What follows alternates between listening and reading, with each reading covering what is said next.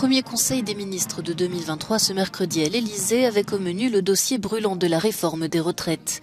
Le texte doit être présenté le 10 janvier aux Français puis le 23 au Conseil des ministres avant un examen à l'Assemblée nationale et une probable contestation dans la rue. Le projet est en effet critiqué par l'ensemble des syndicats français et ce malgré la déclaration de la Première ministre Elisabeth Borne mardi qui a affirmé que l'âge de départ légal n'était pas fixé, laissant entendre qu'il pourrait s'établir à 64 ans et non 65. Mais pour le chef du premier syndicat français, la CFDT, cette annonce ne change pas le fond du problème. Non mais la CFDT, je crois qu'il faut que vous le compreniez, est opposée au recul de l'âge légal de départ en retraite. Donc elle est opposée aux 65 ans, mais il se trouve qu'elle est opposée aussi aux 64 ans par exemple. Et je pourrais continuer. Et donc aujourd'hui, on a martelé ce qu'était notre positionnement.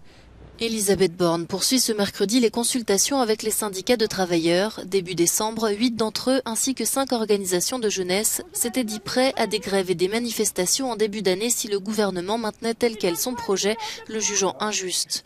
L'opposition promet aussi de se mobiliser. La France insoumise et plusieurs partis de gauche ont par exemple appelé à une marche le 21 janvier dans la capitale.